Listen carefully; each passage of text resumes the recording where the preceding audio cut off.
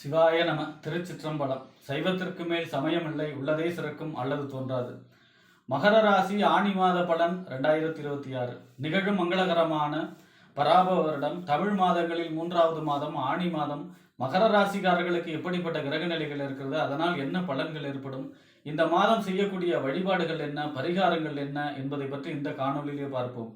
இது போன்ற தொடர்ந்து தமிழ் மாத ராசி பலன்கள், ஜோதிட தகவல்களை தெரிந்து கொள்ள நமது சேனல் அஸ்ட்ரோ சின்னவரை சப்ஸ்கிரைப் செய்து கொள்ளுங்க, லைக் பண்ணுங்க, நண்பர்களுக்கு ஷேர் பண்ணுங்க. அதாவது பார்த்தீங்கன்னா, சூரியன் மிதுன ராசியில சஞ்சரிக்கக்கூடிய காலம்தான் இந்த ஆணி மாசம். இந்த ஆணி மாசத்தோட தட்சிணாயன காலம் ஆரம்பமாகிறது. இந்த ஆணி மாசம் முடிஞ்சதுன்னா தட்சிணாயன காலம் ஆரம்பம். அதாவது தை மாசத்திலிருந்து இந்த ஆணி மாசம் வரை உள்ள காலம் உத்தராயண காலம், தேவர்களுடைய பகல் பொழுது காலம். இந்த ஆடி மாசத்திலிருந்து இந்த மாசம் முடிஞ்ச ஆடி மாசத்திலிருந்து உங்களுக்கு மார்கழி மாசம் வரைக்கும் தேவர்களுடைய இரவு பொழுது காலம் தட்சிணாயன காலம். அப்போ ஆக இந்த மாசத்தோட உத்தராயண காலம் முடிவடைகிறது. இந்த ஆணி மாசங்கிறது உபய மாசமா இருக்கிறதுனால வீடு சம்பந்தமான எந்த வேலைகளையும் செய்யக்கூடாது. அதாவது வீடு கிரக பிரவேசம், கிரக ஆரம்பம், வாசல் கால் வைக்கிறது, வீடு மனகொள்றது, இந்த மாதிரி எந்த வேலைகளையும் செய்யக்கூடாது. இந்த மாதம் தலைச்சனுக்கும் திருமணம் செய்யக்கூடாது. வீட்டில் வந்து பையனும் மூத்தவங்க, பெண்ணும் மூத்தவங்கன்னா 2 பேர்த்துக்கும் இந்த ஆணி மாதம் மட்டும் திருமணம் செய்யக்கூடாது. தலைச்சனுக்கும் திருமணம் செய்யக்கூடாது இந்த ஆணி மாதம். அடுத்ததான் ஆணி மாதம் 8ஆம் தேதி ஆணி திருமஞ்சனம், நடராஜர் அபிஷேகம். அன்றைய தினம் நடராஜரை வழிபாடு செய்ய வேண்டும், அபிஷேகத்தை காண வேண்டும். அதாவது இந்த பிரபஞ்ச இயக்கமே நடராஜருடைய நடனம் தான், சிவபெருமானுடைய நடனம் தான். அப்போ தொழில் முடக்கம் இருக்கிறவங்க, தானே முடங்கி கிடக்கிறவங்க, என்ன அடுத்தது என்ன செய்யணும் தெரியாத இருக்கிறவங்கலாம் அன்றைய தினம் நடராஜருடைய வழிபாடு, நடராஜருடைய அபிஷேகத்தை பார்ப்பது உங்களுக்கு யோகத்தை கொடுக்கும். அடுத்ததா ஆணி மாதம் 10ஆம் தேதி பார்த்தீங்கன்னா சக்கரத்தாழ்வார் ஜெயந்தி. அன்றைய தினம் சக்கரத்தாழ்வாருக்கு அபிஷேகம் செய்து வழிபாடு செய்வதும், சுதர்சன ஹோமம் செய்வதும், நம்மை விட்டு தீய சக்திகளும் நம்ம வீட்டை விட்டு தீய சக்திகளும் விளங்கும். ஆக அன்றைய தினம் சக்கரத்தார் வழிபாடு செய்வது சிறப்பு. ஆணி மாதம் 15ஆம் தேதி பார்த்தீங்கன்னா உங்களுக்கு வட சாவித்திரி விரதம். அன்றைய தினம் விரதம் இருந்து சத்தியவான் சாவித்திரியுடைய கதையை பாராயணம் செய்வது. அதாவது யமங்கிட்ட இருந்து உயிரை மீட்டாங்க இல்லையா, கணவனோட உயிரை, அந்த கதையை பாராயணம் செய்பவர்களுக்கே தீர்க்க சுமங்கல் யோகம் கிடைக்கும். ஆக இப்படிப்பட்ட சிறப்பு வாய்ந்த இந்த ஆணி மாசத்துல மகர ராசியை பொறுத்த வரைக்கும் குரு பெயர்ச்சி ஆயிடுச்சு. 7ல் குரு வந்துட்டார், 7வது பாரு உங்க ராசியை பார்க்கிறார், மிகுந்த நன்மை. அதே போல பார்த்தீங்கன்னா உங்க ராசிக்கு 4ஆம் இடம், வீடு வண்டி வாகனம் அணை தாயார் சொத்து சுகஸ்தானம் 4ஆம் இடத்திற்கும் 11ஆம் இடம் என்று சொல்லக்கூடிய லாபஸ்தானம், மூத்த சகோதரஸ்தானம், அபிலாஷிகள் பூர்த்தியாகக்கூடிய இடம், 11ஆம் இடத்துக்கு அதிபதி செவ்வாய் 4ஆம் இடத்திலேயே ஆட்சி பெற்று சஞ்சரிக்கிறார். மூலத்திரிகோண வீட்டில் சஞ்சரிக்கிறார் 6ஆம் தேதி வரைக்கும். 6ஆம் தேதிக்கு அப்புறம் உங்க ராசிக்கு 5ஆம் இடத்துல சஞ்சரிக்கிறார். புத்திரஸ்தானம், புத்தி, சிந்தனை, செயல்திறன், பதவி, விளையாட்டு எல்லாம் சொல்லக்கூடிய இடம். பொதுவாக 4ஆம் இடத்ததிபதி 5ல் சஞ்சரிப்பது நன்மை. அசையா சொத்துக்கள் மூலமாக நன்மை. உங்கள் இடத்தையோ நிலத்தையோ நல்ல விலைக்கு விற்கக்கூடிய அமைப்பு, வாகனம் வாங்கக்கூடிய அமைப்பு, குழந்தை பிறப்பு ஏற்படக்கூடிய அமைப்பு, காதல் ஏற்படக்கூடிய அமைப்பு, காதலில் வெற்றி பெறக்கூடிய அமைப்பு, பூர்வீக சொத்து சம்பந்தமான பிரச்சனைகள் தீரக்கூடிய அமைப்பு, குழந்தைகளால் பெருமை ஏற்படக்கூடிய அமைப்பெல்லாம் இருக்கிறது. 11ஆம் இடத்ததிபதி 5ல் இருக்காருன்னா லா ஆஃப் அட்ராக்ஷன், ஈர்ப்பு விதி செயல்படக்கூடிய காலம். அதாவது 5ஆம் இடம் நம்ம சிந்தனை, செயல்திறன், 11ஆம் இடம் அது நடக்குமா, அபிலாஷைகள் பூர்த்தி, நீண்ட நாளாக நடக்கணும்னு நினைச்சிட்டு இருக்கிற காரியம் நடக்கக்கூடிய இடம் 11ஆம் இடம். அப்போ ரொம்ப நாளாக வேண்டுதலோட நடக்கணும்னு நினச்சிக்கிட்டு இருக்கிற காரியங்கள் அனைத்தும் நடக்கக்கூடிய மாதம் மகர ராசிக்கு இந்த ஆணி மாதம். 5-11 சம்பந்தப்பட்ட லா ஆஃப் அட்ராக்ஷன், ஈர்ப்பு விதி செயல்படக்கூடிய காலம். ஆக நீங்கள் என்ன நினைக்கிறீங்களோ அது குறுகிய காலத்தில் இந்த மாதம் நடக்கும். வேண்டுதல்கள் நிறைவேறக்கூடிய மாதம் மகர ராசியை பொறுத்த வரைக்கும் இந்த ஆணி மாதம் 5-11 சம்பந்தப்படும் பொழுது எதிர்பாராத அதிர்ஷ்டம், நன்மையெல்லாம் கொண்டு வந்து சேர்க்கும், லாபத்தை கொண்டு வந்து சேர்க்கும், நெருங்கிய நட்பு வட்டாரங்கள் எல்லாம் ஏற்படக்கூடிய அமைப்பு, அவர்களால் நன்மை ஏற்படக்கூடிய மாதம் இந்த ஆணி மாதம். அடுத்ததாக பார்த்தீங்கன்னா உங்கள் ராசிக்கு 6ஆம் இடம், நோய், எதிரி, வம்பு, வழக்கு, கடன், உத்தியோகஸ்தானம் 6ஆம் இடத்திற்கும் 11ஆம் இடம் என்று சொல்லக்கூடிய, அதாவது 10ஆம் இடம் என்று சொல்லக்கூடிய தொழில், புகழ், அந்தஸ்து, கௌரவம். அதாவது பார்த்தீங்கன்னா இந்த 5க்கும் 10க்கும் உடையவர் யார் அப்படின்னா சுக்கிரன். அதாவது 4ஆம் இடத்ததிபதி 5ல் செவ்வாய் சஞ்சரித்தாலும் இந்த 5ஆம் இடத்திற்கு உரியவர் ஒருத்தர் இருக்கார் இல்லையா, சுக்கிரன். அவருக்கும் 10ஆம் இடம் என்று சொல்லக்கூடிய தொழில், புகழ், அந்தஸ்து, கௌரவத்துக்கு அதிபதி யாருன்னா சுக்கிரன்.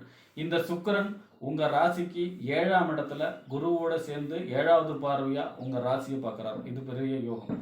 மகர ராசியை பொறுத்த வரைக்கும் சுக்கிரன் யோகாதிபதி. ஏன்னா 5க்கும் 10க்கும் உடையவர், தொழில், புகழ், அந்தஸ்து, கௌரவத்துக்கு அதிபதி. அப்போ பார்த்தீங்கன்னா அவர் போய் 7ல் சஞ்சரிக்கிறார், உச்சம் பெற்ற குருவோட சஞ்சரிக்கிறார். அதாவது பெரும் பணத்துக்கு அதிபதி குரு, கையிருப்பு பணத்துக்கு அதிபதி சுக்கிரன். 2 பணக்கிரகமும் பார்த்தீங்கன்னா 7ல் உங்கள் ராசியை பார்க்குறாரு. 7ஆம் இடத்துல உட்காந்து 7வது பார்வை உங்கள் ராசியை பார்க்குறாரு.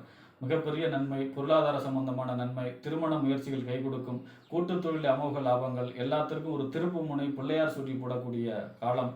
அதே போல் பார்த்தீங்கன்னா உங்களுக்கு 7ஆம் இடத்துல இந்த 2 கிரகமும் சஞ்சரிப்பது குழந்தை பிறப்புக்கு, 2வது குழந்தை பிறப்பு. அதே போல் பார்த்தீங்கன்னா கூட்டு தொழிலில் நன்மைகள் ஏற்படக்கூடிய அமைப்பு. இந்த 20ஆம் தேதிக்கு அப்புறம் பார்த்தீங்கன்னா சுக்கிரன் 8ஆம் இடத்துக்கு போவார். பொதுவாக இந்த 20ஆம் தேதி வரை யோகமான காலம், எந்த புது முயற்சி எடுக்கலாம். 20ஆம் தேதிக்கு அப்புறம் 8ஆம் இடத்துல சுக்கிரன் கேதுவோடு சேர்ந்து சஞ்சரிக்க போகிறார். 5க்கும் 10க்கும் உடையவர் 8ல் சஞ்சரிப்பது நன்மை இல்லை. தொழில் சம்பந்தமான முயற்சிகள் அனைத்தும் 20ஆம் தேதிக்குள்ளே செய்யணும்.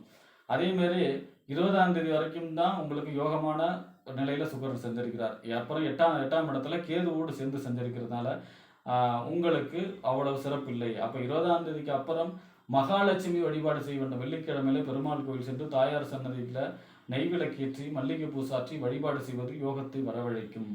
அப்போ பார்த்தீங்கன்னா 10ஆம் அதிபதி 8ல் சஞ்சரிக்கிறதுனா தொழில் போட்டிகள், தொழில் பொறாமைகள் ஏற்படும். உங்களுடைய பதவிக்கு பின்னாடி இருந்து மறைமுகமாக எதிரிகள் உருவாகக்கூடிய அமைப்பு இருக்கும். இந்த மாதிரியான நல்ல பலன்கள் இல்லை. மகாலட்சுமி வழிபாடு செய்யும் பொழுது யோகமாக இருக்கும் 20ஆம் தேதிக்கு அப்புறம்.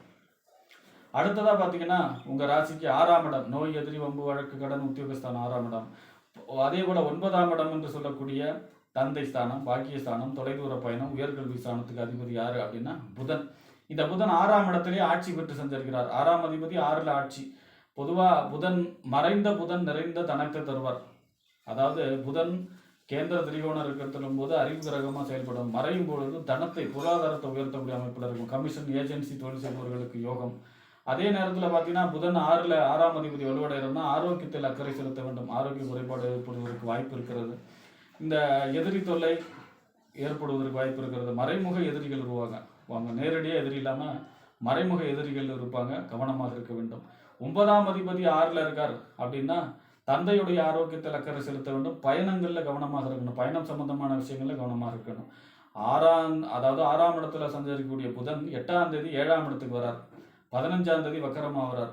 மறுபடியும் 23ஆம் தேதி மீண்டும் 6ஆம் இடத்துல போய் ஆட்சி பெறுகிறார். அப்போ 6, 7ல் தான் புதன் சஞ்சரிக்கிறார். புதனுடைய நிலைமை கொஞ்சம் சரியில்லை. அதனால மகாவிஷ்ணு வழிபாடு, பெருமாள், அதாவது சுக்கிரனுக்காக மகாலட்சுமி வழிபாடு, புதனுக்காக மகாவிஷ்ணு வழிபாடு, இந்த மாதம் பெருமாள் வழிபாடு, மகாலட்சுமி வழிபாடு செய்யும் பொழுது மகர ராசிக்காரர்களுக்கு அதிர்ஷ்டகரமான யோககரமான மாதமாக அமையும். அடுத்ததாக பார்த்தீங்கன்னா உங்கள் ராசிக்கு அஷ்டமாதிபதி சூரியன் 6ஆம் இடத்துல மறைகிறார். 6, 8, 12 இதெல்லாம் மறைவு ஸ்தானம். அப்போ 8ஆம் இடத்த அதிபதி 6ல் மறைகிறாருன்னா கெட்டவன் கெட்டிடில் கெட்டிடும் ராஜயோகம், விபரீத ராஜயோகம், எதிர்பாராத நன்மை, அதிர்ஷ்டம், எதிர்பாராத ஒரு சர்ப்ரைஸ், நல்ல விஷயங்கள் நடக்கக்கூடிய மாதம் இந்த மாதம். மகர ராசியை பொறுத்த வரைக்கும் ஆனி மாதம். ஆக இந்த ஆனி மாதங்கிறது எதிர்பாராத அதிர்ஷ்டத்தை கொண்டு வந்து சேர்க்கக்கூடிய மாதம். திருமண முயற்சிகள் கை கொடுக்கக்கூடிய மாதம். சுபகாரியங்கள் அனைத்தும் தடையில்லாமல் நடக்கக்கூடிய மாதம். அதே போல் பார்த்தீங்கன்னா உங்களுக்கு இந்த ஆனி மாதம் அப்படிங்கிறது மகாவிஷ்ணு வழிபாடு, மகாலட்சுமி வழிபாடு செய்யும் பொழுது ஆனி மாதம் மகர ராசியை பொறுத்த வரைக்கும் மிகப்பெரிய ராஜயோகத்தை கொடுக்கக்கூடிய மாதமாக அமையும் என்று கூறி விடைபெறுகிறேன். நன்றி, வணக்கம்.